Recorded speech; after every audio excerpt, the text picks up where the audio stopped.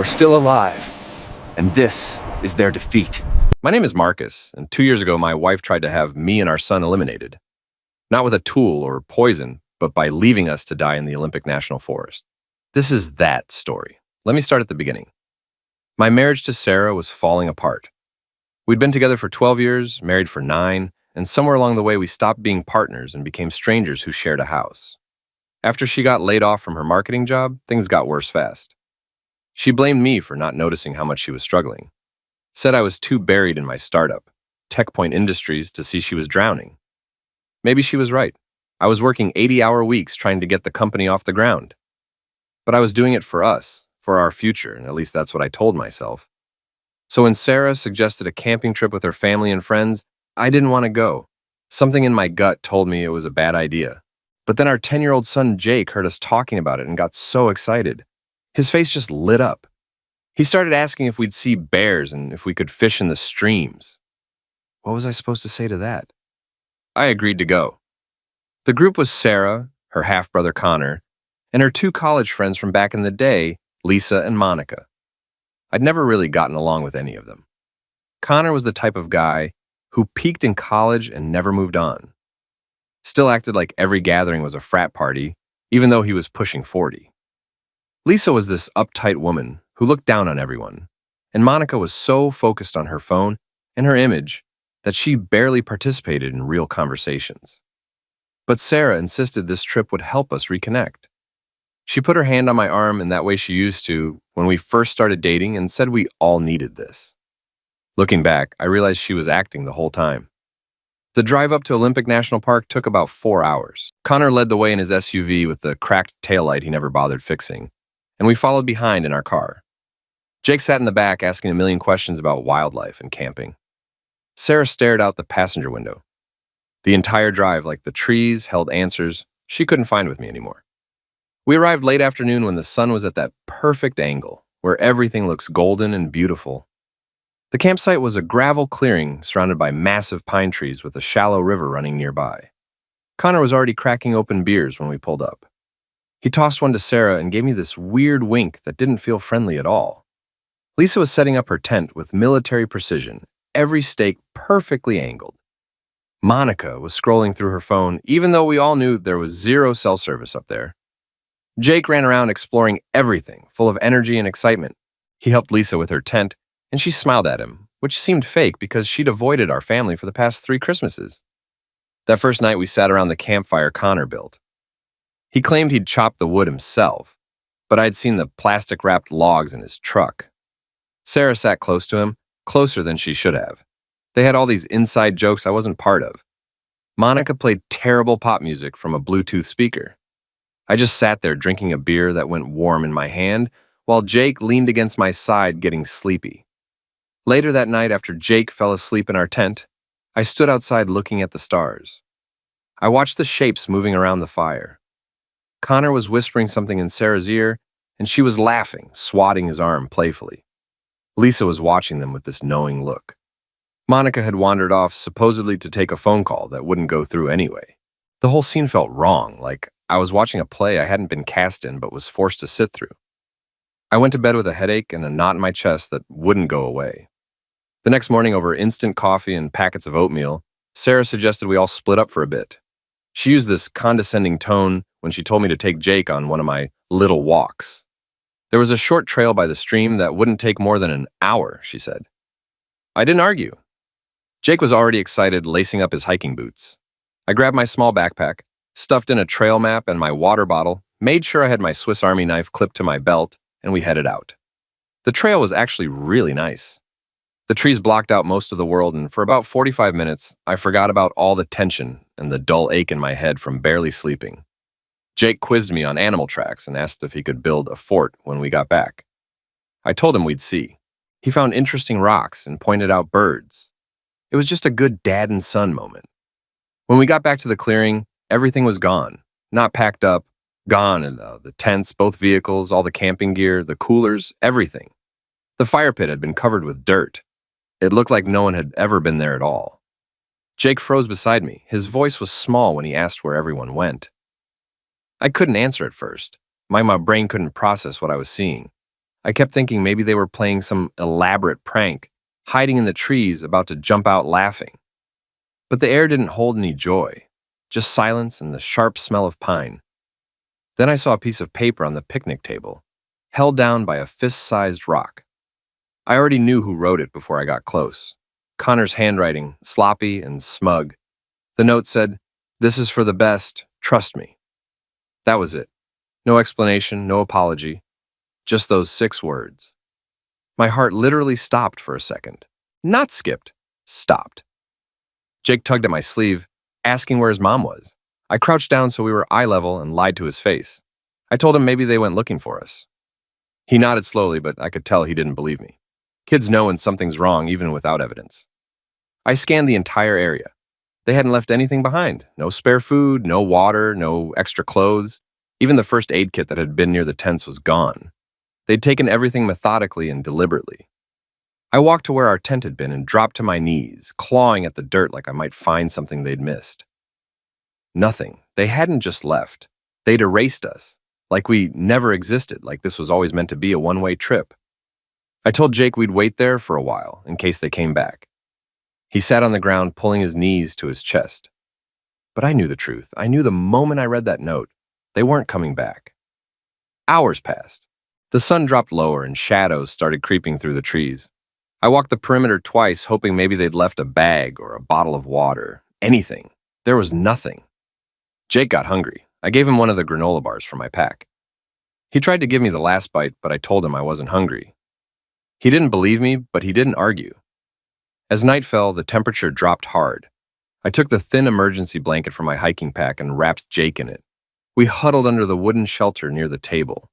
I held him close, rubbing his back while he drifted off to sleep. My eyes stayed open, staring into the darkness. What kind of people leave a child behind? It wasn't just Sarah, it was all of them. Connor, Lisa, Monica, people we'd laughed with, shared meals with, celebrated holidays with. How long had they planned this? Did they discuss it over wine, text about it in group chats I didn't know existed, and why? That question ate at me. Was it me? The tension in our marriage? The way I'd buried myself in work? Did they think I deserved this? Did they think Jake deserved this? I couldn't sleep.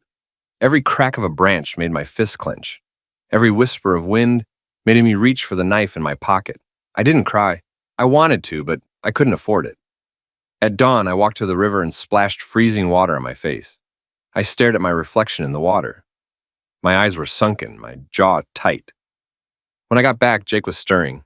He asked if they were back yet. I said not yet and helped him to his feet. We couldn't stay there, hoping. Hope was a trap. What we needed was a plan and distance. I gathered what little we had, the knife, the map, the empty water bottle, a small flashlight, and packed it all into my backpack. I tore up the note, ripped it into tiny pieces, and buried it under the dirt. Jake looked up at me worried, asking where we were going. I tightened the straps on the pack and told him we were going to find help. I told him we were going to be okay. I wasn't sure if I believed it yet, but I knew one thing. Whatever Sarah and the others thought they were doing, they'd underestimated one crucial thing. You don't abandon a man and his son and expect them to just disappear. I decided to follow the stream. Water always leads somewhere, right? A ranger station, a road, eventually civilization. I kept Jake within arm's reach the entire time. We walked for hours. The actual trail disappeared fast. We were just pushing through forest, climbing over fallen logs, ducking under low branches. I used the knife to cut through brambles and thick vines as we climbed up an incline that was slick with moss. I kept my voice light for Jake's sake. I told him this was like those survival shows he loved watching. He said, "Yeah, but the guy on TV has a camera crew." I actually laughed. I told him, "Well, you've got me. I'm your crew." By midday, the water bottle was empty. We stopped by a pool where the stream widened. I made Jake rest while I filtered water through a piece of cloth, let it settle, and prayed it was clean enough. He sipped it slowly. He suggested we should catch fish like on the survival shows. I told him one step at a time. We kept moving. I spotted some thimbleberries in a patch of sunlight. I made absolutely sure they weren't nightshade before we picked them. We ate until our hands were stained red. They tasted tart, but sweet. Jake smiled for the first time since we'd found the empty campsite. That night we stopped at a break in the woods where there were flat rocks and a patch of dry moss. I gathered bark, dead branches, and soft pine needles. I scraped the knife against a rock for what felt like forever until a spark finally caught. When the fire flickered to life, Jake clapped like it was magic. We shared the last granola bar. I gave him the bigger half. He handed me a bite anyway. Then he asked if I thought his mom got lost too. I stared at the fire too long before answering. I told him I thought Mom made a mistake, but right now we were going to be okay because we had each other. He nodded. He understood more than I wanted him to. He curled up beside me, wrapped in that emergency blanket. The stars above looked unreal, like someone had punched holes in black paper. I stayed awake long after his breathing became steady. Every sound felt like a threat. Every rustle could be a bear or something worse. But what really ate at me wasn't the external threats. It was the question of why. Why would Sarah do this? Why would Connor, Lisa, and Monica, people who'd celebrated birthdays with us and toasted to our anniversary, plot something so precise and heartless? This wasn't spontaneous. This was planned. Every tent folded, every car started, every trace of us removed. This was orchestrated. And then there was the note. Trust me. Those words boiled under my skin. Connor, with his condescending smirk and lazy charm, had always resented that I'd built TechPoint from nothing in my garage and turned it into something successful. Maybe he thought he was doing me a favor by making me disappear. The next morning, Jake woke up shivering. I gave him the rest of the berries and a few sips of our filtered water. We moved slowly because his feet were getting sore, but he never complained. I made him a walking stick from a sturdy branch and showed him how to use it for balance. I told him he was a real outdoorsman now. He grinned, proud of himself. We stayed near the stream. I figured it had to lead somewhere eventually. Around noon, we found a patch of wild onions. I dug some out with the knife, rinsed them in the water, and we chewed them slowly. They were sharp and bitter. Jake spit his out, saying it tasted like feet. I laughed and told him that meant it was working. We made camp near a rock wall that night. The wind was louder there, the kind that whistles warnings. I built another fire, smaller this time to conserve energy. I noticed Jake wasn't eating much. I asked if he was tired, and he just nodded and then lay down early.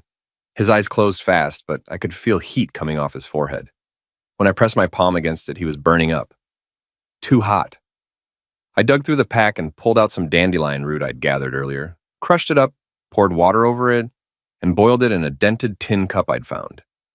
The tea was bitter and dark. I lifted his head and helped him sip it.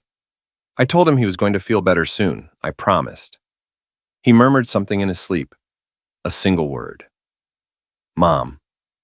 I turned away and blinked back the rage. I stayed up again all night, firelight dancing in front of me, my hands clenched around the knife. We were going to survive. Not because we were lucky, not because I had some master plan, but because I was going to will us through it. Because someone needed to answer for this. Because I needed to walk back into civilization with my son beside me, alive so they would know exactly who they'd failed to eliminate. By the third day, I was beginning to understand how truly indifferent nature is. It doesn't hate you or love you. It simply doesn't care if you live or die. And that quiet indifference pressed down on me as I carried Jake through a ravine, his weight lighter than it should have been, his breathing shallow against my neck. He'd stopped talking sometime late the night before. Even when he tried, his voice was barely a whisper. His skin was burning up. We'd been surviving on berries, wild onions, and stream water boiled over shallow fires. I'd even managed to catch a frog once and roasted it on a stick for protein, but that wasn't enough. Jake was small for his age, and this was taking a serious toll. I told myself it was just fatigue, just hunger. But when he started mumbling incoherently in his sleep, clearly feverish and delirious, I knew it was more serious. We reached a patch of flat ground, and I laid him down gently on a bed of ferns. His face was flushed with beads of sweat forming along his hairline, despite the cool mountain air. He shivered and curled up like he was trying to disappear into himself. I sat beside him with trembling hands and rummaged through the pack. Nothing helpful, no medicine, no antiseptic, no bandages. I only had what nature could offer, and that terrified me. I remembered an old survival guide I'd read years ago about dandelion root reducing fever. I chewed some of what I'd gathered, swallowing the bitterness, then crushed the rest into the tin cup with stream water and set it over a fire I coaxed from damp bark and dry grass. The smoke curled up slowly. Jake stirred and called out weakly, "Mom!" The word was like a knife in my chest. I wanted to scream her name into the trees, to demand answers about how she could do this, how she could leave her own child behind without a second thought. But I didn't. I couldn't afford that luxury. He needed me calm and strong. I helped him sip the tea when it cooled, holding the cup steady as his hands trembled. He coughed once and closed his eyes again. His breathing slowed, and for a terrifying moment, I thought he was slipping away. I grabbed his hand. It was too hot. I whispered that he was okay, that he was strong just like his mom used to say. I hated saying it, but he needed something familiar to hold on to. He didn't respond, just lay there, curled beneath the ferns. I sat beside him all night. I didn't doze. I barely blinked. I just watched him breathe. Every time his chest moved, a weight lifted slightly. Every time it paused, terror clenched my heart. I prayed. Not clean, memorized prayers from church, but raw, ugly, wordless begging. A bargain with whatever force might be listening. I hadn't spoken to God in years, but that night I made promises. I swore if Jake made it through this, I would become the man he deserved. And I swore I would make the people who did this pay. By morning, the fever hadn't broken, but it hadn't gotten worse either. That counted as a win. Jake opened his eyes around mid-morning. They were glassy, but he focused on me. "Water," he croaked. I gave him what I had. He drank slowly. Then he asked if we were still exploring. It almost destroyed me. I nodded and told him, yeah, we were just taking a rest. I cleaned him up as best I could, wiping his forehead with the edge of my shirt dampened with stream water. I tried to make a little shade tent with branches in my jacket. The day moved slowly. The fire kept dying. The wind picked up. I stayed close to Jake, gathering more berries, rationing our water carefully. By late afternoon, his fever finally began to drop. He was sweating less, his skin felt cooler. I didn't cheer, I just exhaled deeply. I leaned back against a tree, and for the first time in days, I allowed myself to cry. Not loud or long, just enough to let some of the weight shift off my chest. Silent tears for a man who'd lost everything except the one thing that still made him human. I didn't sleep that night either, but I did close my eyes for a while, just listening to him breathe. And somewhere before dawn, I felt something change inside me. It wasn't rage. I'd already had that. It wasn't grief. That had come and gone in waves. No, this was colder and heavier, like steel settling into place. I would get us out. And when I did, I wasn't going to just call the police. I wasn't going to scream or plead for justice. I was going to systematically dismantle their lives piece by piece. They didn't just abandon me. They abandoned Jake, and that was unforgivable. I looked at my son curled beside the dying firelight, still wrapped in that silver emergency blanket. And I made a vow to the trees and the wind and whatever God had listened to me in the dark. They wanted me dead. But I was more alive now than I'd ever been. Day 6 began with the silence of decision. Jake was finally better, the fever having passed, though he was still weak. His cheeks were hollow and sunken from exhaustion. I gave him water and the last of some spruce tips we'd saved, and for the first time in days, he looked at me without that glaze of illness, clouding his eyes. "Where are we going today, Dad?" he asked, his voice still raspy but stronger. I told him somewhere better, and I meant it. The ridge we'd camped near sloped upward into a range of hills. I'd spent the last few days studying the landscape with that old trail map for my pack. It was frayed and almost useless, but I could make out basic features. Streams, elevation lines, symbols for cabins and ranger stations. The evening before, I'd seen smoke. Not wildfire smoke, but a thin controlled column rising over the ridge to the north. That meant either a fire tower or an old ranger lookout. If it was active, it meant rescue. If it wasn't, it was still shelter. Either way, it was hope. Jake tried to stand on his own, but winced. His right leg had been bothering him since day 2. He never complained, not once, but I could see the way he shifted his weight and the grimace he tried to hide. I took off my belt and looped it through the straps of both our packs, creating a makeshift sling around his shoulders and waist so I could carry some of his weight. It wasn't perfect, but it was enough to get him moving. We climbed slowly. The incline was steep, littered with fallen branches and patches of loose rock. My boots slipped more than once, but I caught myself. I had to. I couldn't fall with him depending on me. Jake was silent for most of the climb, saving his breath. Every so often, he'd quietly ask if I was okay. I'd grunt back that I was and ask him the same. He'd say, yeah. We reached a small ledge by midday and paused. I gave him water and let him rest in the shade while I climbed a little higher to scan the horizon. And there it was. Smoke, a thin gray column rising steadily over the ridge. Controlled, purposeful. Not wild like a forest fire. A signal. Maybe a camp. Maybe a tower. I felt my knees weaken, but not from fear. We were close. I slid back down to Jake and smiled. See that smoke? He nodded slowly. That's where we're going.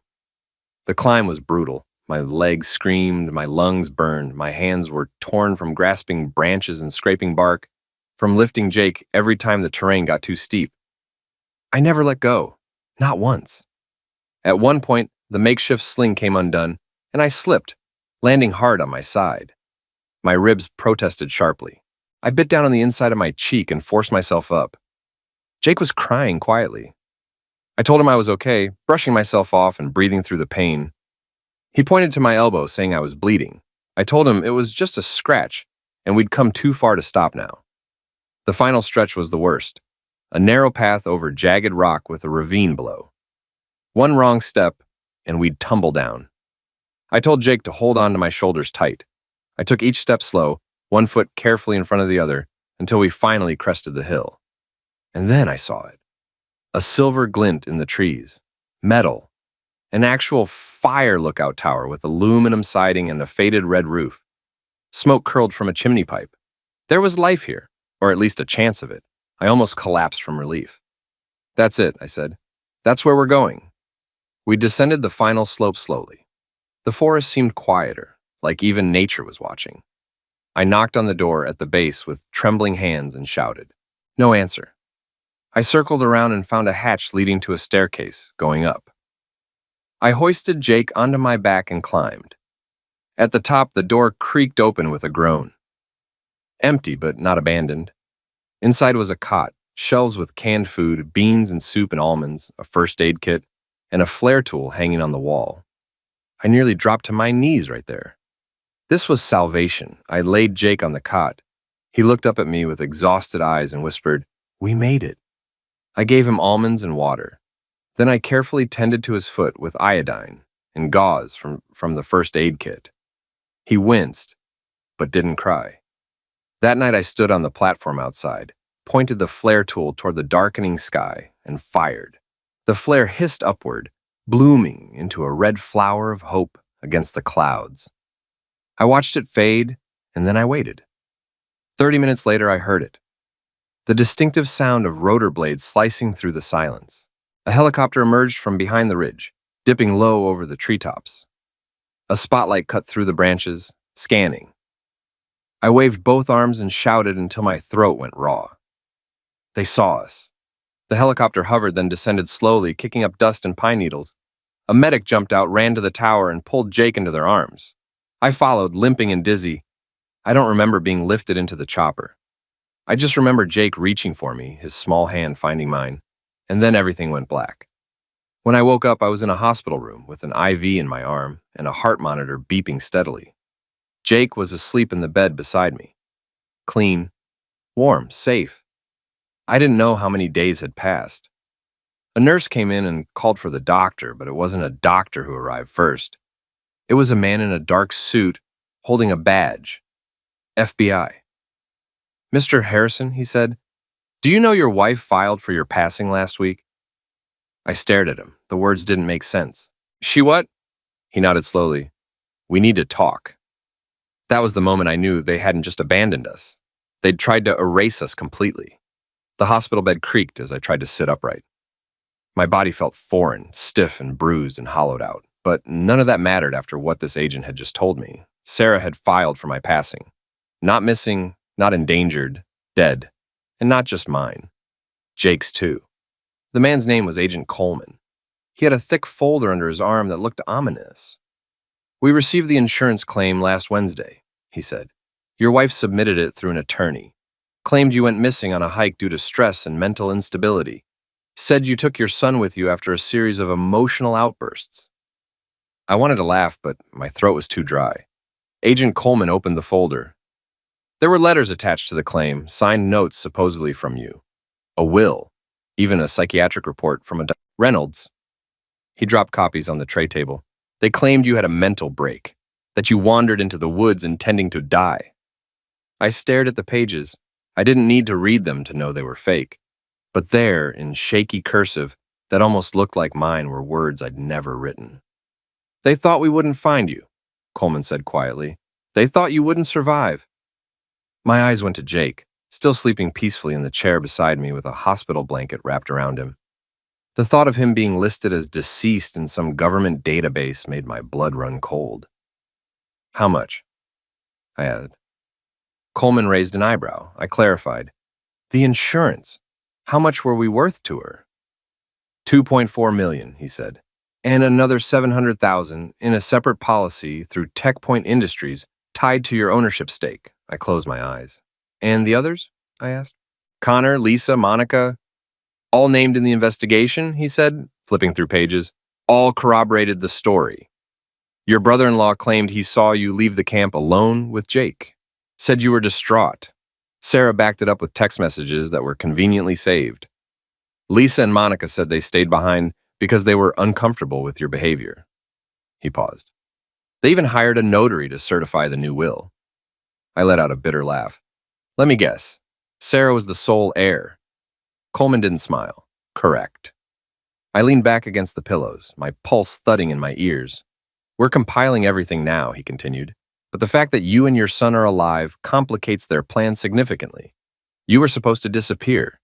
It's much harder to press an insurance claim when the body walks back into the world. I looked down at my hands. They were still scraped and dirt-stained. They left a child behind, I said quietly. That's not just fraud, Coleman said, nodding. It's attempted child endangerment, possibly more depending on the DA. And now that Jake's recovered enough to speak, we'll get his statement. But I need your help. We need your full testimony. Everything from the trip, every detail you remember. We'll pair it with GPS data from the helicopter rescue and the medical evaluations. If we build the timeline tight enough, we can dismantle their entire story.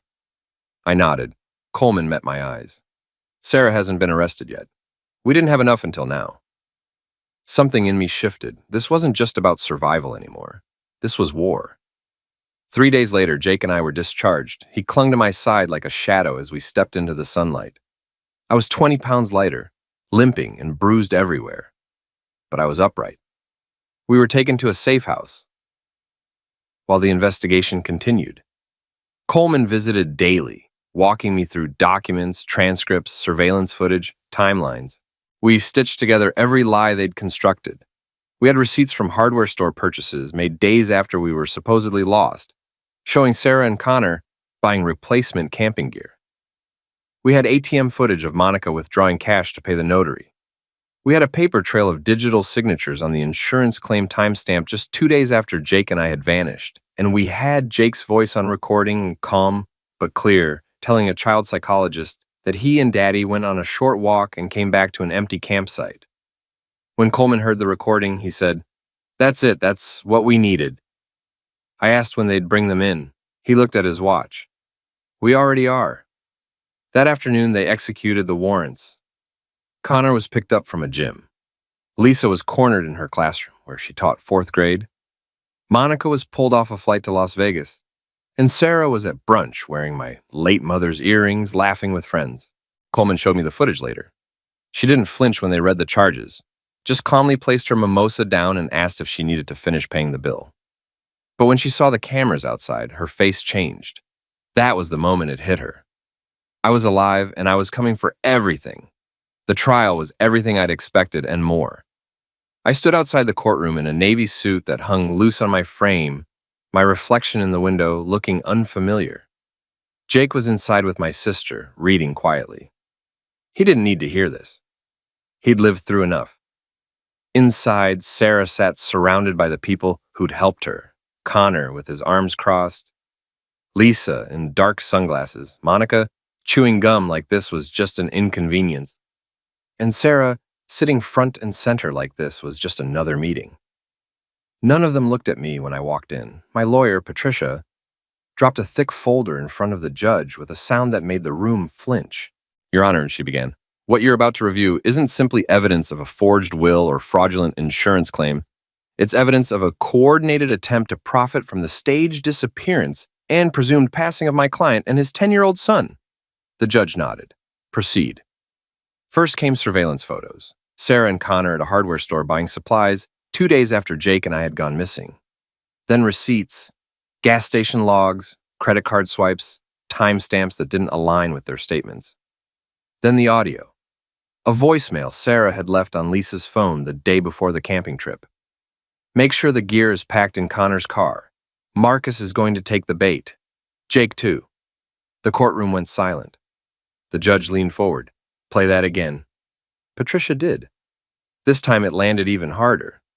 Then came the forged psychiatric letters supposedly from Dr. Reynolds, claiming I'd shown signs of breakdown and instability. The judge narrowed his eyes. We've subpoenaed Dr. Reynolds. He confirmed he's never met your client.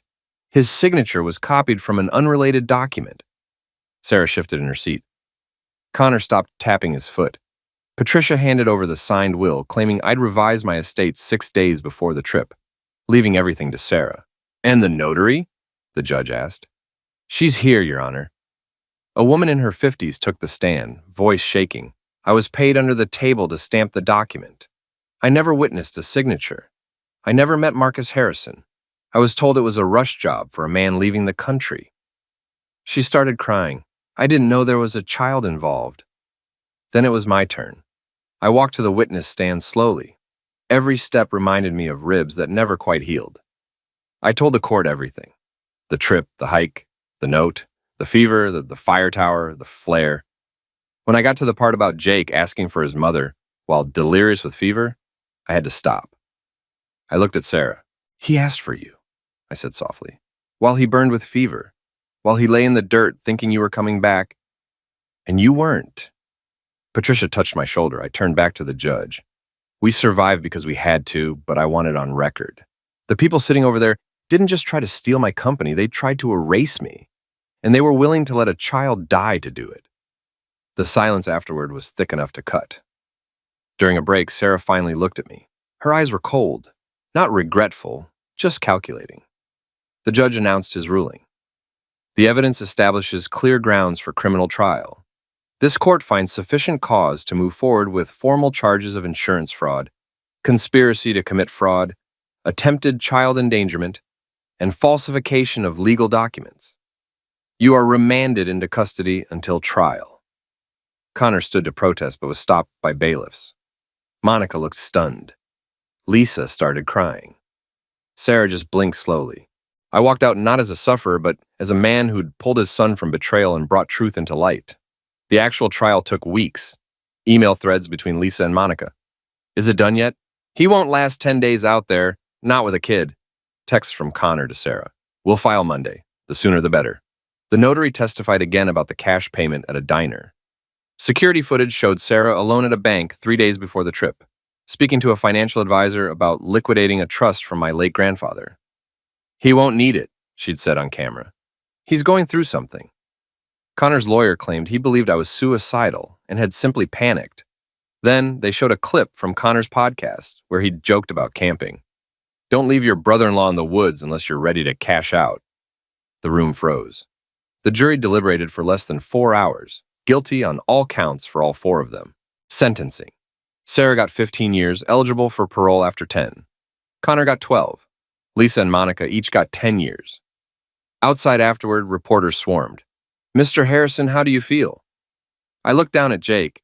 10 days in the woods taught me who my real family is, and it's not defined by blood. It's defined by who shows up, who stays, who fights. Jake and I moved to a small house near the coast. 2 bedrooms, a front porch, a yard. I painted his room sky blue and let him pick dinosaur bedding. We got a rescue dog he named Scout. The dog followed him everywhere. I rebuilt TechPoint from scratch. No investors, no board. Just a small team who believed in what we were creating. It wasn't about money anymore. It was about building something that was genuinely mine. Jake's doing well now.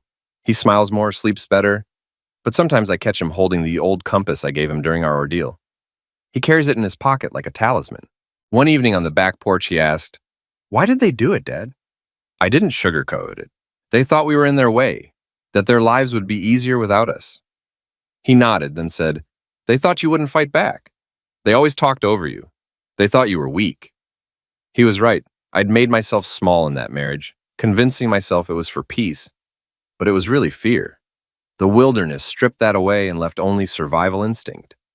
That's what saved us. Jake started drawing again. He showed me a picture of a man and boy on a hill with a fire behind them and stars above. "That's us," he said. "What's the fire mean?" I asked. He thought for a second. "It means we didn't go out." He's right, we didn't, and we never will.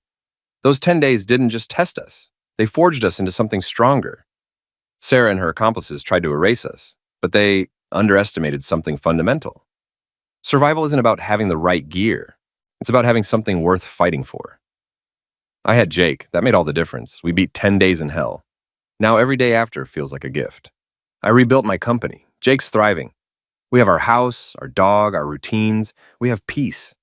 Sometimes I wake up thinking I'm back in those woods, hearing branches crack, feeling that cold. But then I hear Jake breathing in the next room or Scout's collar jingling, and I remember we made it out.